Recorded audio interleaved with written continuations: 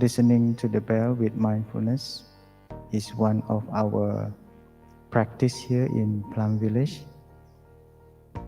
It sounds very simple, but if you familiar and practice well with this listening to the sound, it can become a very wonderful practice. I have a bell master who will help me, a younger brother. His name is Brother Guisen. And when we listen to the bell, we might like to sit comfortably, release the tension in our body, and then we let the sound of the bell come into us. We focus on our ear to listen to the sound. The sound is very long, so if my brothers invite one sound of the bell, the sound will go a little bit longer. So when you listen to the sound, you follow your in-breath, and then you follow your out-breath. And then for the second time, also the same, the second sound. And then for the third sound, also the same.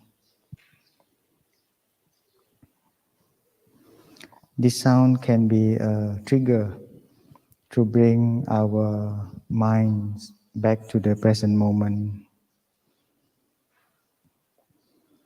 And let's us breathe together and listening to the sound of the bell.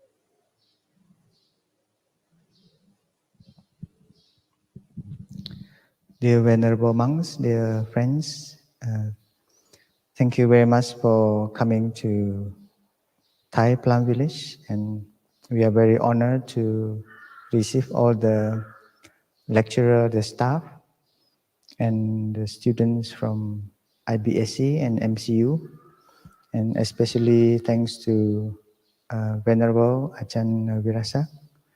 We have been in contact to organize the program, and I myself also the student of MCU of IBSC. So it feels like a welcoming our family back here.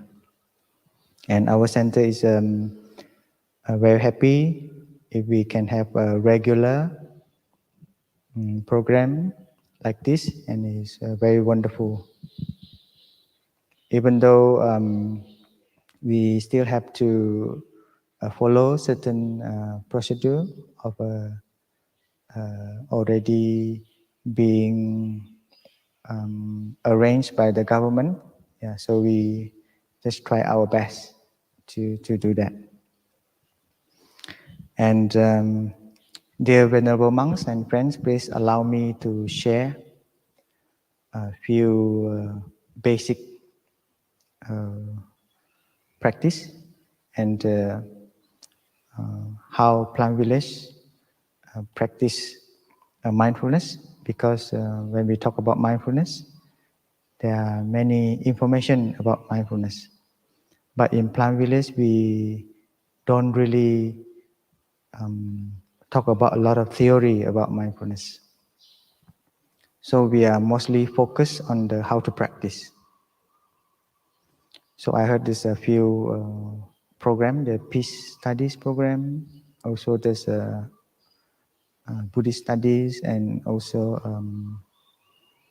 master program of mindfulness, master on mindfulness. And I myself also many times listen to Ajahn Hansa.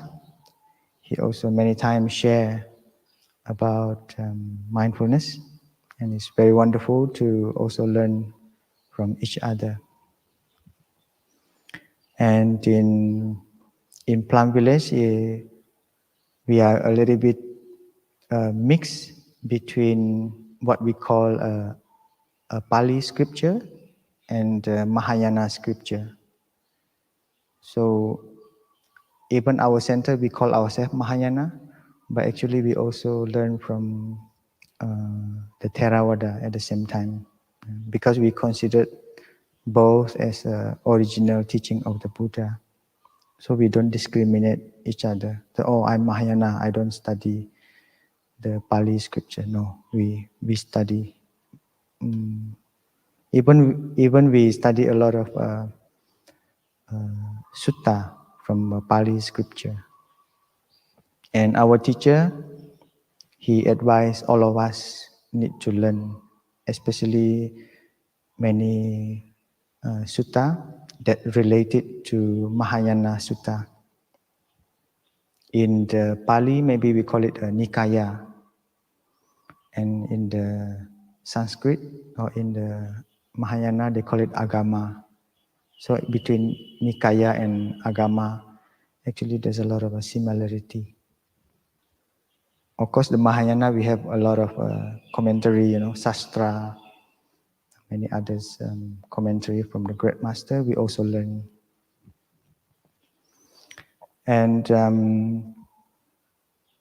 there's a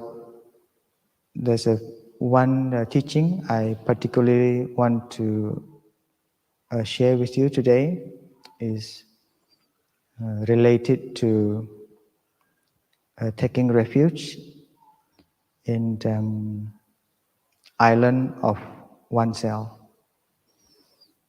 Probably this sutta or sutra is available in both in the Pali and also in the Mahayana.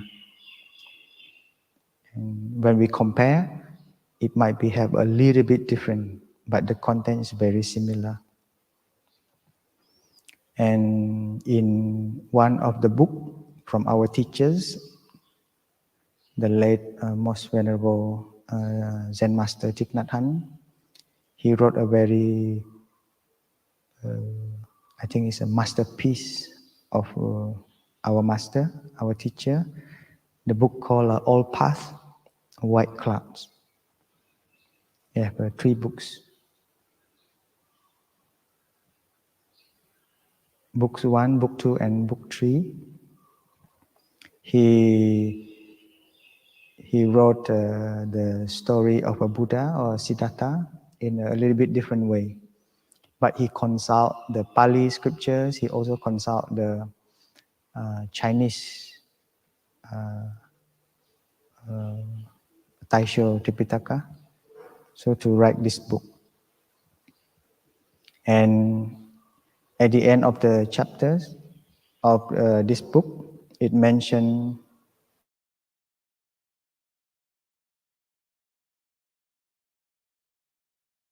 the story about when the Buddha almost passed into Mahaparinibbana.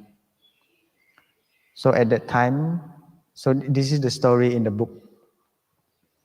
So our teacher read in a very easy reading, like a novel. Yeah, I like it very much.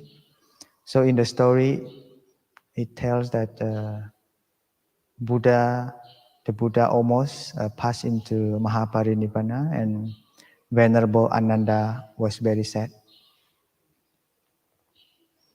and even very sad, and Ananda was crying because Venerable Ananda and Buddha has a very close relationship, because Venerable Ananda has been Buddha's attendant for so many years, helping Buddha with many things. So we can tell that the relationship between the Buddha and the Venerable Ananda is very close. So when I read the story, I also feel the same. Especially a long time ago, they have a high achievement, of realization. But for us, we still try our best to practice, to realize the path. And when I read the story, I also feel very sad. And I can feel that Venerable Ananda at that time, according to the history, is not yet attained arahatship. And when Buddha saw Venerable Ananda very sad, so the Buddha called him. And even Buddha in the physical body of the Buddha already being very weak, even in that situation, Buddha still called Venerable Ananda to comfort him, to say a few words to comfort Venerable Ananda, so he feel more better. And then there's a conversation that probably everybody remember, that Venerable Ananda asked the Buddha, who should they rely on, or who should we take refuge if Buddha already passed into Mahaparinibbana? I think this is a very good question. And I remember this story because recently our teacher also passed away last month. And in Plum Village, Thailand, we also organize ceremony and retreat to honor our teachers. It's a 7 days retreat, silent retreat in our center here. And we also receive many guests to come to pay visit. And we also receive a few letters of condolences from our rector, MCU, and also from Most Venerable Ajahn Sawai, also sent a letter to express his condolences. And from many other traditions also, from the Theravada or Mahayana or Vajrayana, many teachers also send letters. So back to the story of a Buddha and the Venerable Ananda. And Buddha replied Venerable Ananda that we should take refuge in the Dhamma and Vinaya to continue our path of liberations. Yeah. So even the Buddha tried to share in a way that do not attach to a physical body, to attach to a person. Even Buddha himself also impermanent. Yeah. We can see that, we honor the Buddha already enlightened, a Buddha, a fully awakened person, but he also experienced, this is what we call impermanent. Yeah, it's very real to us. And when I reflect the story between the Buddha and the Venerable Ananda, I also reflect between my relationship with my teacher. Yeah, because I feel like I'm very young in the Dhamma, in the practice.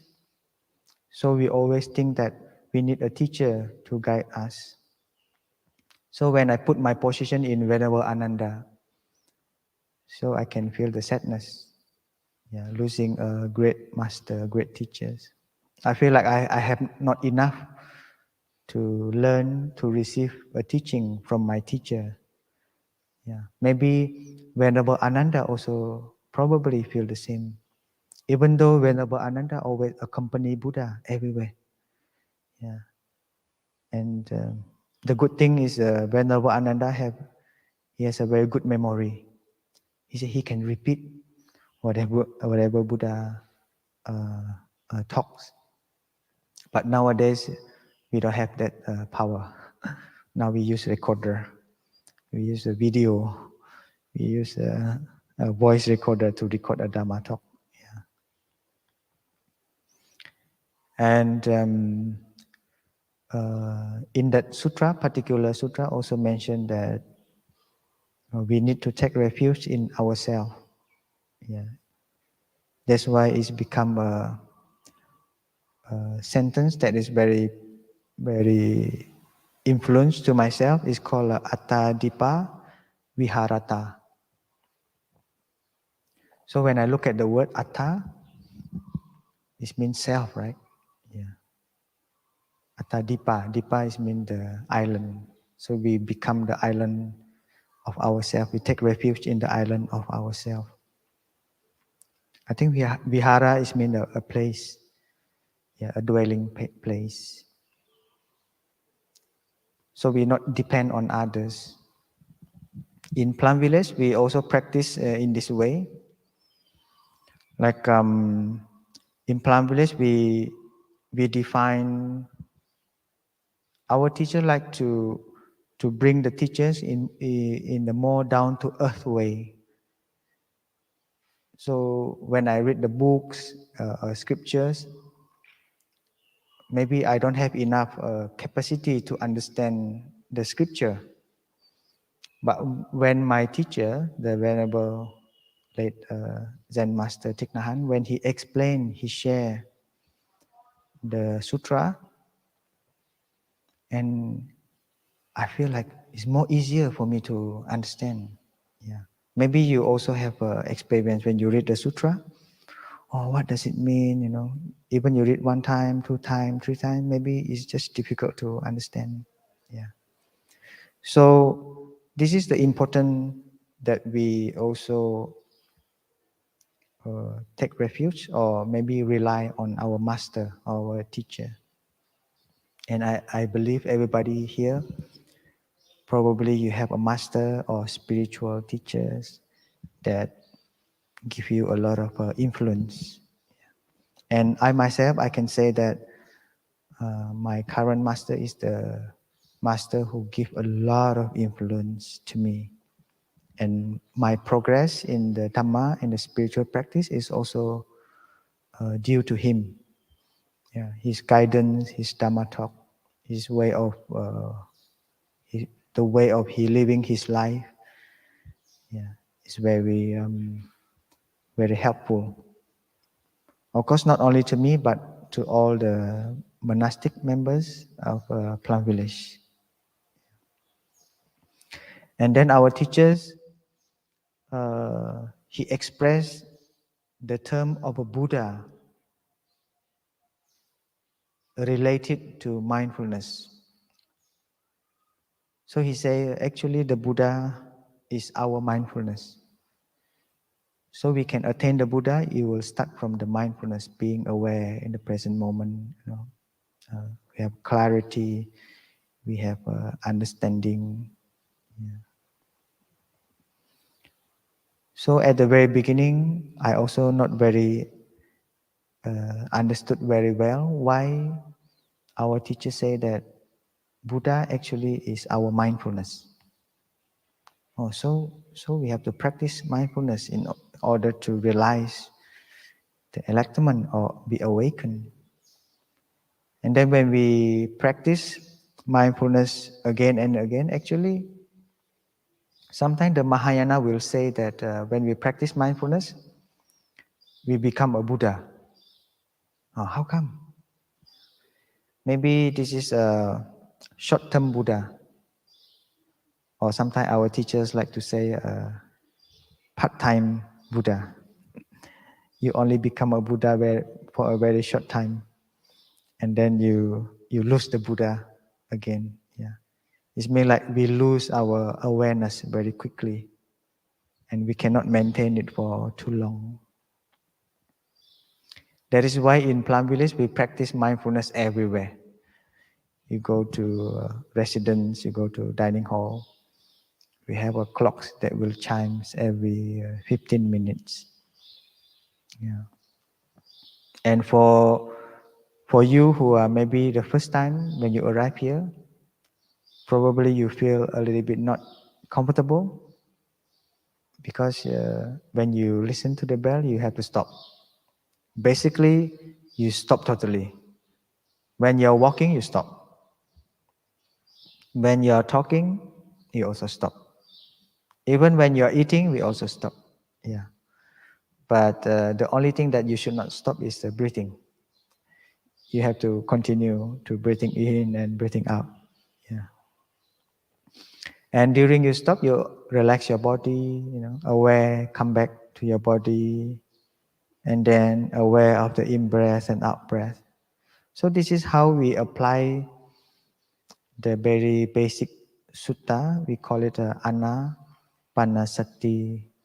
Sutta. Yeah, the scripture or sutta, the discourse or the sutta about mindful breathing. So when we listen to the bell, clock chimes, we apply Anapanasati Sutta. Breathing in, I know this is in breath. Breathing out, I know this is my out breath. Yeah. Even just for few seconds, because the clock will, because the clock when is, for example, 9:15, the chime will a little bit shorter.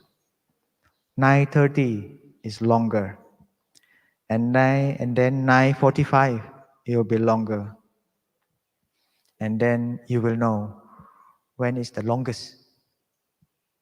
It's at 12 noon. Huh? 12 noon it will be the longest, because after the chimes, then it will give you a sound like a tang, tang, tang until 12. So it's pretty long. Yeah.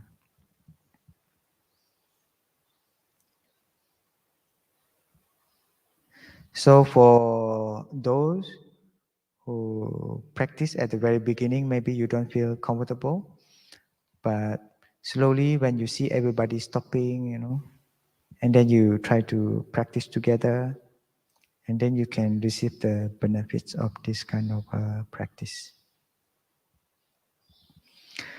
And then,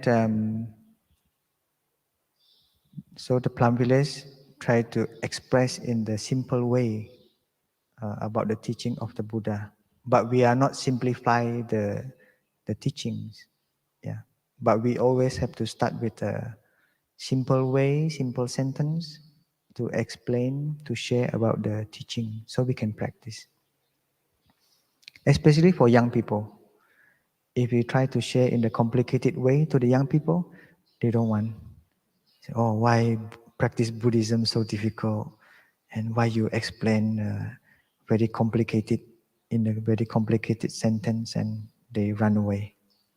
Yeah. So sometimes we need to help the young people, to help them to in touch with the practice. Yeah. So we have a next generation for the teaching of the Buddha. I've been to few countries like Japan or Korea, South Korea, and also to other countries. When I visit their temples, I rarely see young people come to the temple, because the temple is associated to old people.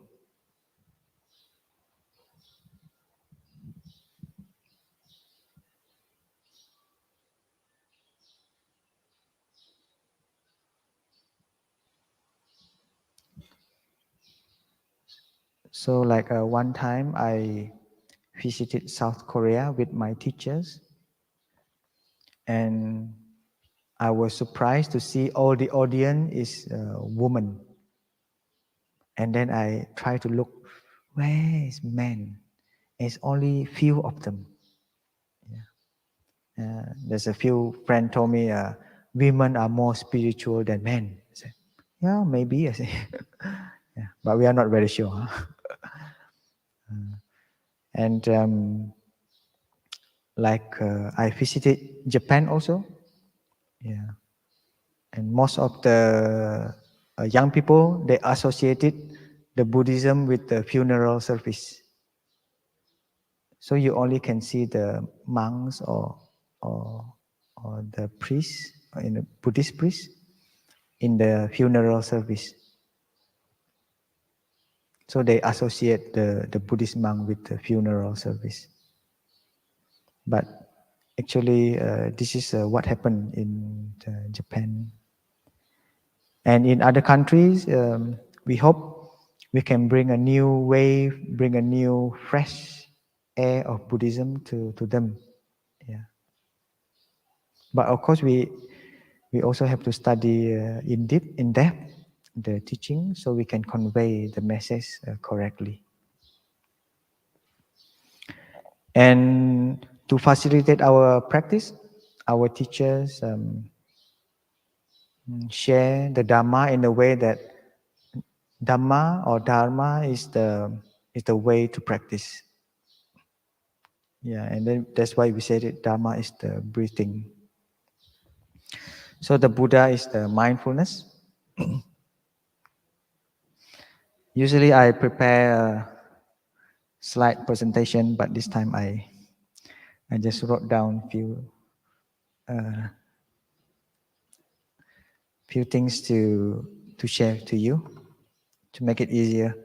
Maybe you looking to the computer screen too much. So now we use a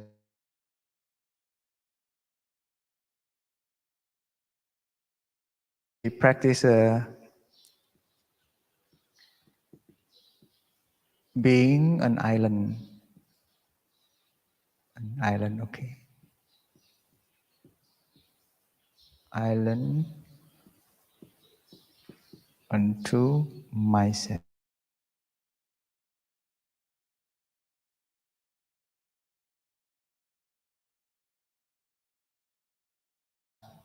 Dipa Viharata. Being an island unto ourselves. And then there's the second line, as an island. As an island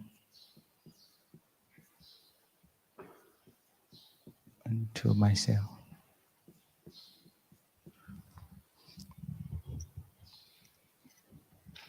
Buddha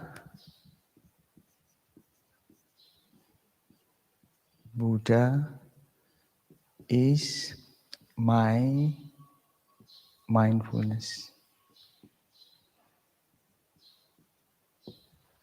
So mindfulness is we know as a sati, right? Yeah. Or in Chinese,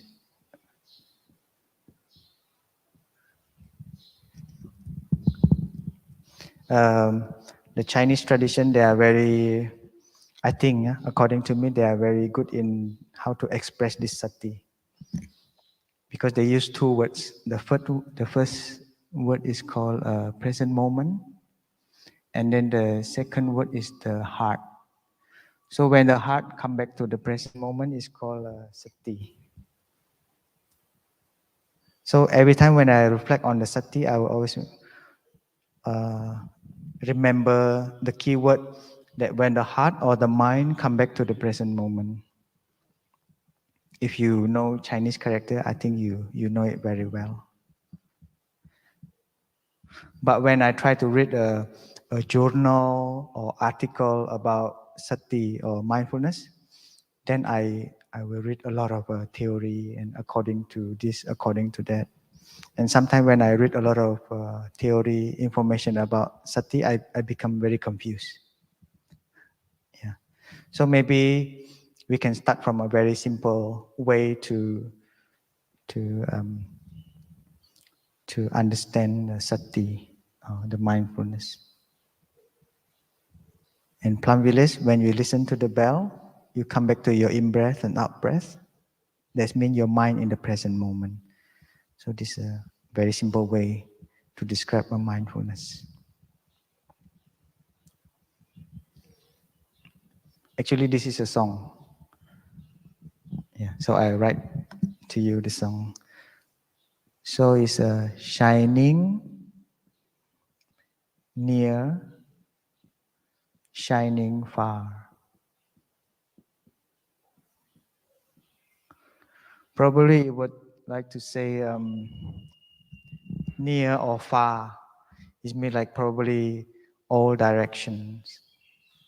In Mahayana, we like to say 10 directions. 10 directions mean south, east, west, north. Then the 8 direction, right? 8 directions, and then above and below, it become 10, right? I remember a story, a conversation between a young man with Buddha. His name is Sigala. Have you heard? Probably everybody heard about Sigala. It's recorded in the Sigalovada Sutta. Yeah. So there's a conversation between Buddha and this young Sigala about paying respect to the direction of east or west. And then Buddha very skillfully share to Sigala that, oh, actually, when you pay respect to the east, it has this meaning. If you pay respect to the west, it has this meaning. And she become a very nice sharing from the Buddha. Yeah. Even sometimes I have doubt, like why in the east is like this, why in the west like that. Yeah. But because the content of the scripture is very nice, because it's share about the relationship between us and our father and mother, how our relationship with our master or teachers, even with our friends, how friends treated us and how we behave to our friends, right? Yeah. So this is something to do with directions, yeah, or direction. And then just now I mentioned the Dhamma. So this is the Buddha, and then this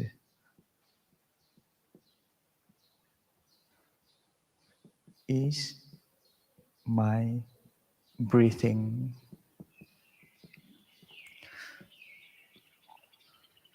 Yeah. So the Buddha is actually the manifestation of mindfulness, and then the Dhamma is the way to practice. Even every time when I practice Dhamma or Dhamma, there's so many theory. They say they have a lot of explanation about Dhamma. I think people try to differentiate between Dhamma with the capital D and the Dhamma with the regular D. So maybe for the moment we can say that this Dhamma is the universal truth, yeah, it's possible, or the way to practice. So in Plant Village we call it a Dharma Door. Yeah. So we say in a way that we use this door to go in.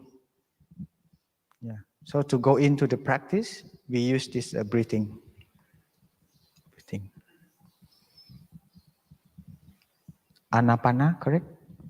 Anapana means inhale and exhale. Yeah, anapana.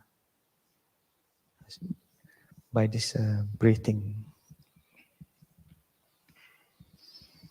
Actually, when I practice the in-breath and out-breath, I contemplate a lot about breathing. And I'll tell you a story. Long time ago, I have a dream. So I dream that I'm in the belly of my mother. How do you say? Womb. In the womb of my mother. So maybe all of us, we don't remember the time when we are in our mother womb, but we stay there for some time. how many months? Maybe 8 or 9 or 10 months, right? But nowadays I think roughly about 9 months, right? So I was dreaming that I was in my mother womb, and then I suddenly feel it's difficult for me to breathe. Because in a mother womb, we have, I don't know how to breathe. I feel stuffy.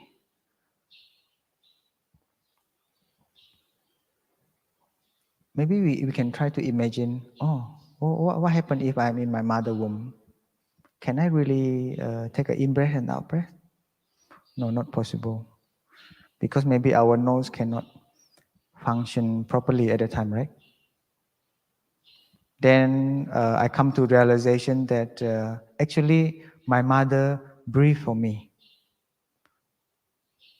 What do you think? Of course, yeah. Because when the mother take an in-breath, that means the oxygen go in. And then the oxygen can transfer to the baby, correct?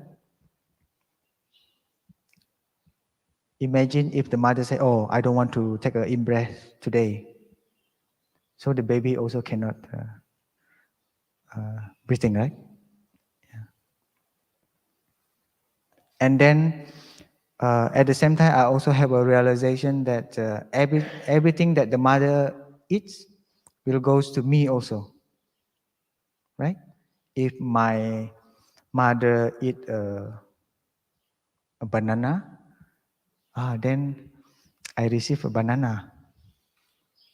If my mother eat a cake or anything, I also receive part of it. And then I slowly come to realization more and more, just with that dream. So this is a very, I think, is a very influential dream. Yeah, even it's a dream, but it can give me a panya. Funny, huh? But of course, not all dream can give you a insight or understanding. But there's in your life probably particular dream can give you an understanding about Dhamma. And then I also feel like probably what my mother feel, I also felt. So if my mother feel happy, do you think the happiness of my mother connect to the baby? I guess so. I believe. So in that way, I feel like there's an inheritance from my mother. Either the feeling, the food that she eats, and the drink that she drank. Yeah. So it's a very close relationship.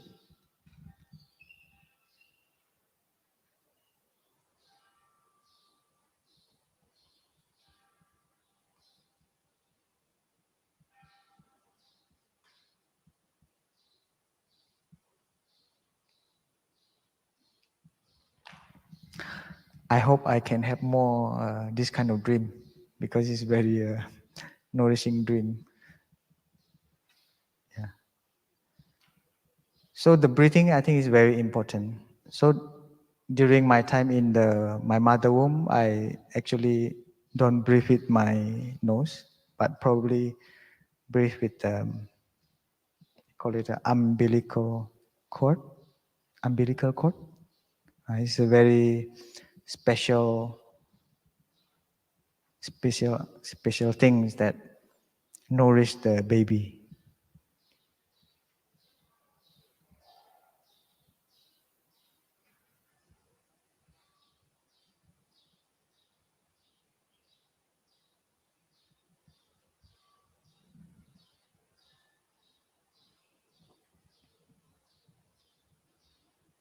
Very nice, yeah.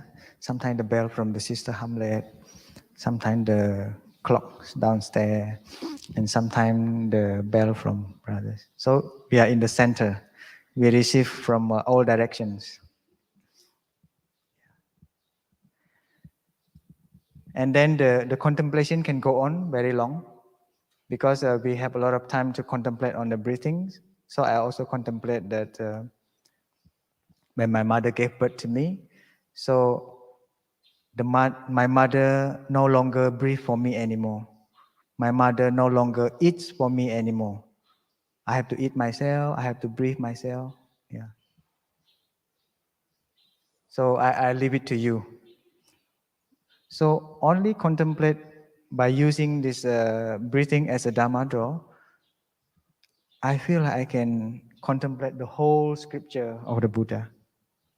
Yeah, from the relationship, the kindness of a mother, and how the feeling of my mother related to me, how breathing, how I breathe in my mother womb, and when I come out, and then how I struggle to breathe, right? Because we don't know how to breathe when the first time, right? So we have to learn those kind of things. Yeah. So this is a very nice. Even I can use this as my whole life contemplation. The Dharma is my breathing. That's why every time I read the Anapanasati Sutta, I'm very happy. Yeah? But at the very beginning, I was very stressful when I read this sutra. Because my teacher said, oh, this is a very wonderful sutra that everybody in Plum Village have to master and have to read it. So when I read it, what is Buddha trying to convey the message, you know? So we have to go to the forest, sit under the trees, you know, and then we have to do like this, like this. Yeah. So slowly I start to realize many things.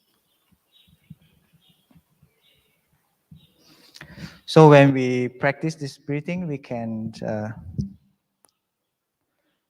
guard, we can take care of our body and mind. So the text go on like guarding,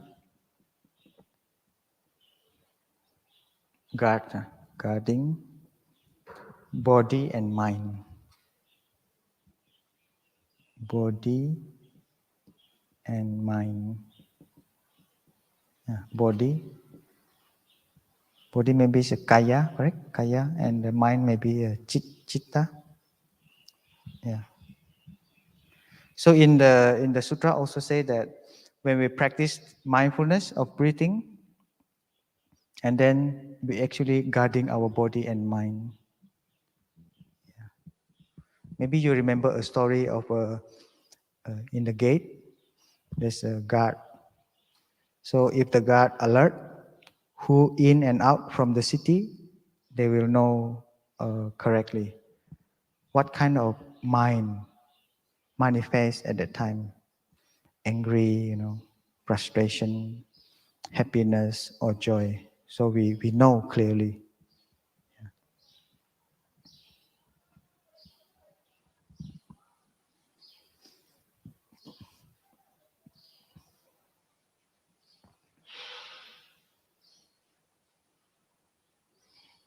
Can I erase this one? I think so.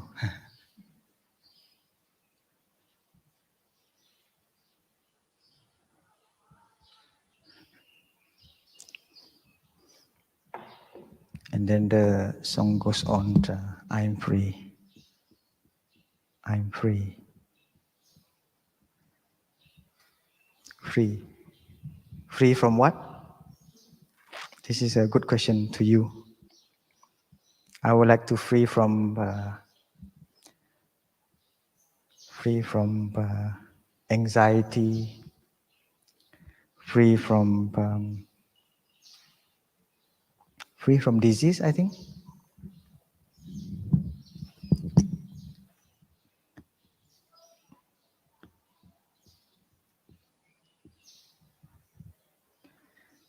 If I separate this with the is, so it become two words. If I put them together, it's become disease, sickness. But if I split, you can see, oh, this and is. So I hope if you practice mindful breathing, you feel at ease. Not this one, huh? Not this is. It means you maybe relax, yeah. Because in the first 4 exercise, breathing in, I know I'm breathing in, breathing out, I know I'm breathing out. Breathing long in breath, short out breath, I know. And the third one is the aware of a body, aware of the body and relax of the body. Yeah, the kaya no pana sati, correct? Kaya no pana, the awareness of our body, mindfulness of our body. Yeah. So maybe the disease of our body sometimes caused by disease or the stress mind or the frustration mind. I guess so. I'm not very sure.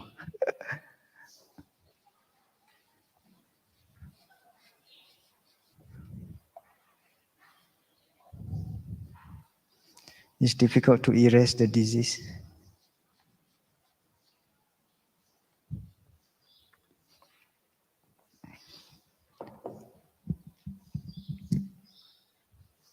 So this is the first part. The second part is the same. Yeah, this one is the same. The third, we have a Buddha, we have the Dhamma, and I guess the third one you know is the Sangha. Yeah.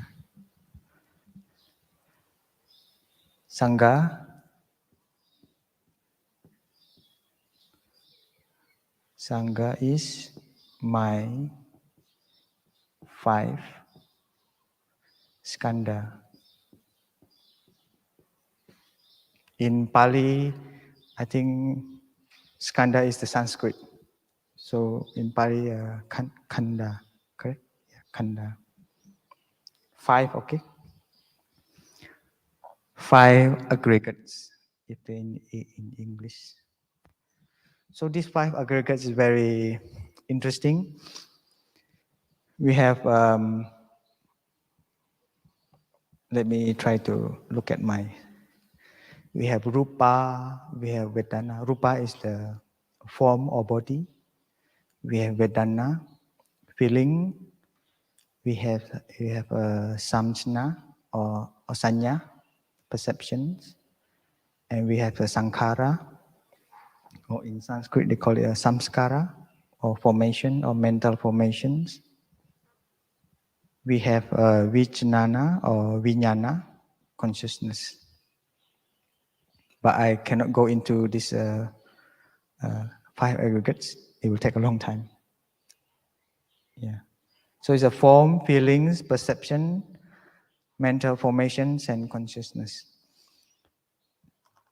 In Plum Village, because we belong to a Zen tradition, Zen, I believe you ever heard about this Zen, or maybe in Sanskrit, I think it's called dhyana, correct?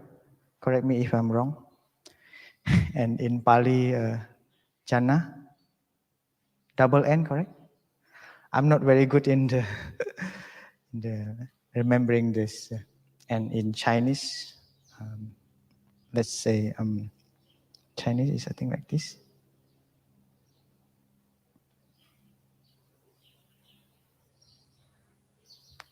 I guess so. Chan, or sometimes Channa is from a jhana, is from dhyana, and is from Zen. I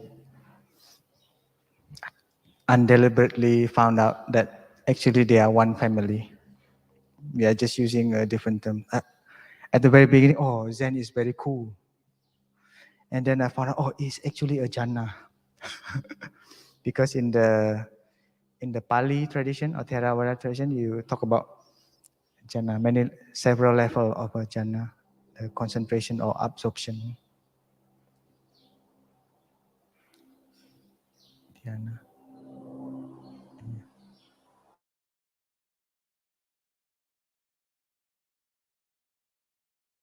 Or Chan or Dhyana, we we chant a lot Hat Sutra. Hat Sutra is Prajna Paramita Hridaya Sutra, or we just call it a Hat Sutra. But our teacher, he translate this Hat Sutra or Prajna Paramita become before is become the heart of perfect understanding. And then later,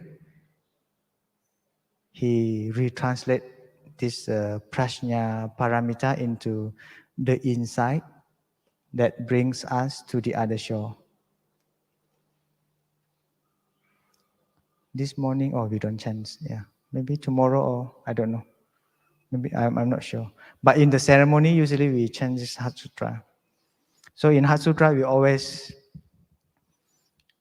there's always a part saying that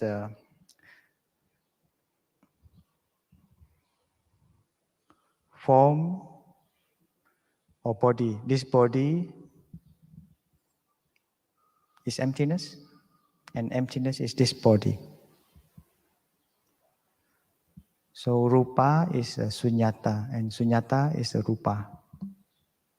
But later, in the Hat Sutra, is mentioned this body is not emptiness, and emptiness is not this body. So it feels like contradiction between saying that A is B, B is A is not B, B is not A. So at the very beginning, when I read this sutra, is also I feel confused. What the message that this sutra try to convey to us? But of course, I will not give you an answer because this is not a thing that we can explain in the casual way. But I think we need deeper contemplations and meditation, more time to reflect on it. So when the five skandha working in harmony, I think we can feel happiness. So the next line is working in harmony. Working in harmony. Yeah. I think it is also, for example, the body, the body or the form. One of the skandha or the khandha, one of them is the body or the form. I remember in the contemplation of a body, if we talk about the Satipatthana Sutta, the four foundation of mindfulness, when we read the description, then we will see that there's four elements in our body, right? For example, we have an element. There's many ways how to talk about this element. For example, they call it maybe the earth, right? Earth, water, right? Earth, water, and gas, correct? Earth, water, gas, and what is one more? Fire, okay. Okay, heat. Yeah, heat or fire. These four elements. So just for take an example, if these four elements, also when we practice a meditation, we can realize these four elements in our body. And if these four elements working in harmony, I think we can call, we are healthy.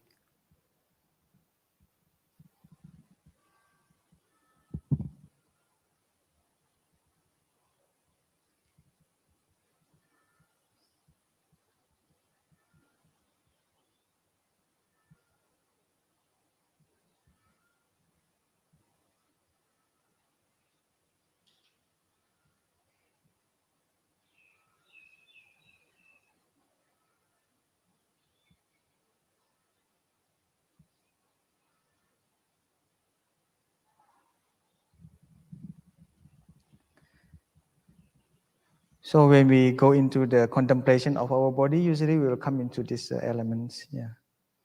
In Plum Village, we also have this contemplation, but we combine with the breathing in and breathing out. For example, breathing in, I'm aware that there's a water in me or a liquid. Yeah. Breathing out, I smile to the water in me. So we combine with this breathing in and breathing out with these elements. Yeah. So when these elements working in harmony, I think we can call ourselves healthy. If one of the elements is not working properly, for example, if we have too much water, if we have too much water, it will cause a difficult thing for us. Maybe you go to the toilet all the time, or you diarrhea. Maybe caused by a virus or something. And just for example, okay, if we infected by COVID, which elements that maybe the gas or the because we're in breath, out breath with the lung, yeah, it means like the elements got disturbed by a virus or something, yeah. And then this the other also the same, yeah, the fire or the heat, the earth element, the water element, the gas element. But the Chinese, they have more elements. I also read few sharing about Chinese. They say they say wood elements, gold element, right? I think the Chinese they say 5 elements. Yeah, 5 or 6. I think 5. Yeah, 5. Yeah, correct. The Chinese 5, but the Buddhist scripture we only Indian time they recorded 4 elements. But these 4 elements are already enough for us to contemplate. It's a session of meditation.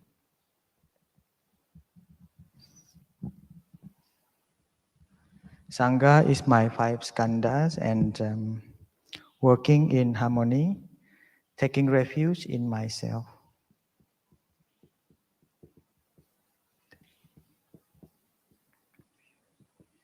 In myself, coming back to myself. So many myself, huh? 1, 2, 3, 4. Oh, 4?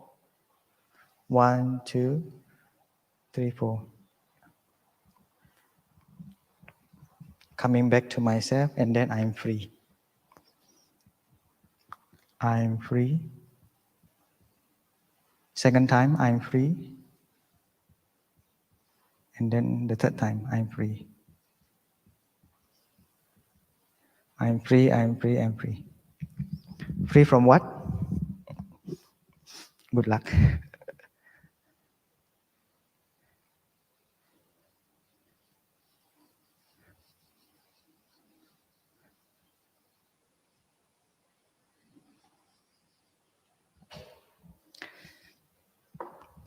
So I think coming back to myself is to taking refuge to ourselves. Yeah, taking refuge in myself.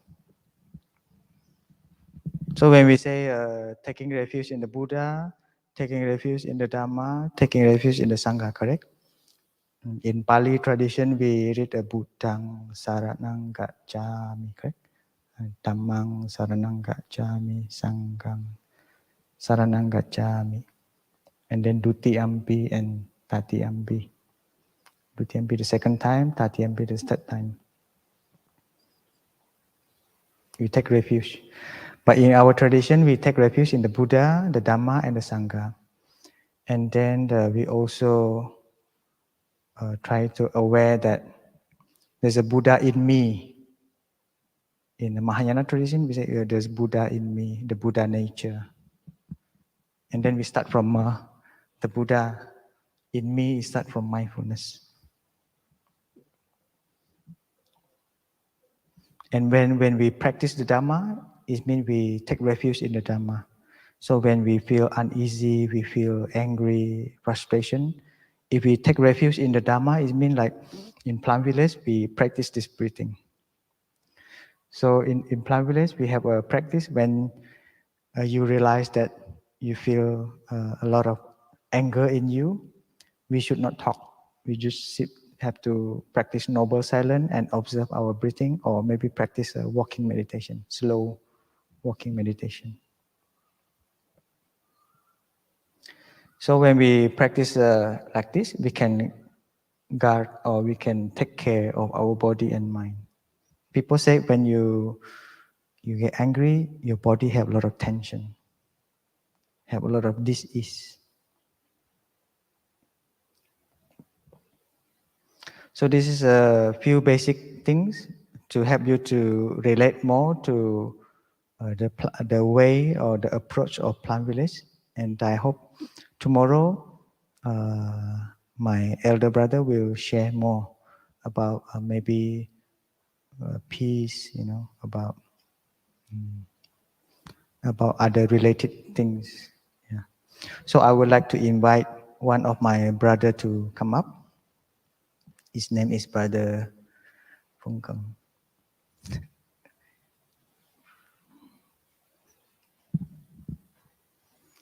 Or maybe can sit here with a guitar.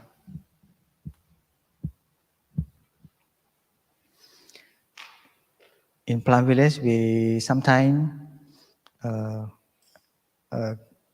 create the practice into a song, so it becomes a song of practice. Yeah. Please hear, my brother. Okay. Or you can. Is okay?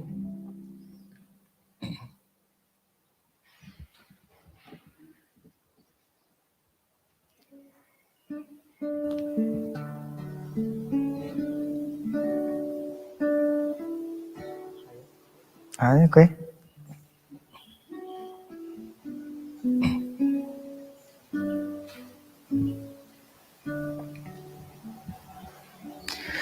Being island unto myself, as an island. Okay, this is a live performance, but okay, yeah.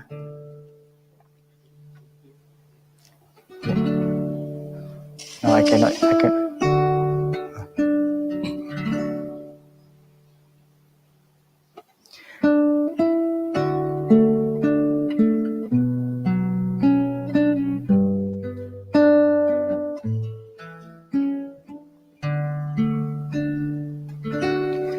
Being island unto myself, as an island unto myself. Buddha is my mindfulness, shining near, shining far. Dharma is my breathing, guarding body and mind. I am free.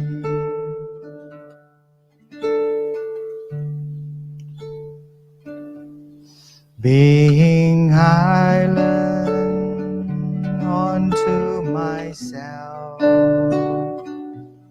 as an island unto myself. Sangha is my five skandhas, working in harmony, taking refuge in myself, coming back to myself. I am free, I am free, I am free. Together. Being island onto myself, as an island onto myself. Buddha is my mindfulness, shining near, shining far.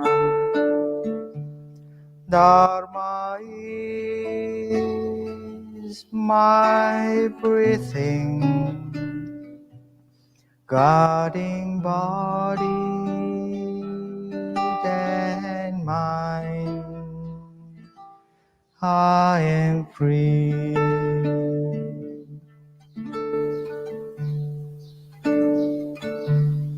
Being island onto myself, as an island onto myself. Sangha is my five skandhas, working in harmony, taking refuge in myself, coming back to myself. I am free, I am free, I am free. Thank you very much. This is how we clap hands. Thank you very much, my dear brothers. And dear venerable monks, dear brothers and sisters, thank you very much for your attention. And I hope the short sharing just now benefit for you to understand a little bit deeper about how we plant village, the approach of plant village, the practice. And it has many aspects that maybe in 2 days or 3 days, maybe you can see a little bit of this practice. And it's always nice if you have time to come back. You are very welcome. Even for a little bit longer time, also you are welcome. Yeah. So let us close this session with listening to the sound of the bell 3 times. And you relax your body. You sit in a comfortable way so we can ready to listen to the bell and allow the bell to come into you, sing into your heart, and then feel real peace in you. Yeah. So peace is not a theory, but peace is a practice. This is one way to practice peace in Plant Village. And let's enjoy 3 sound of the bell together.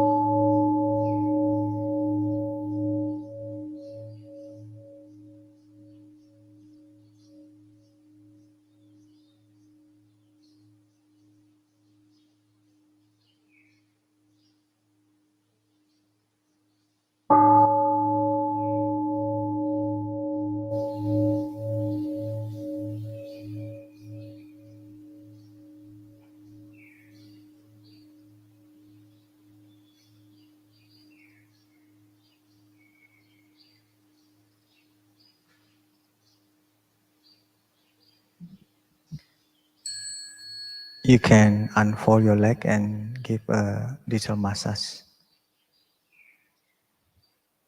Because sometimes when we sit too long, maybe our leg feel numb or maybe something.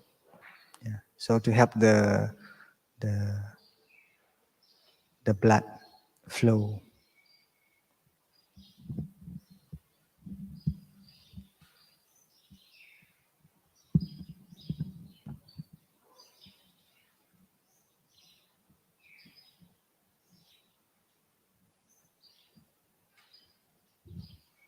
With the next sound of this small bell, we will stand up. You can stand up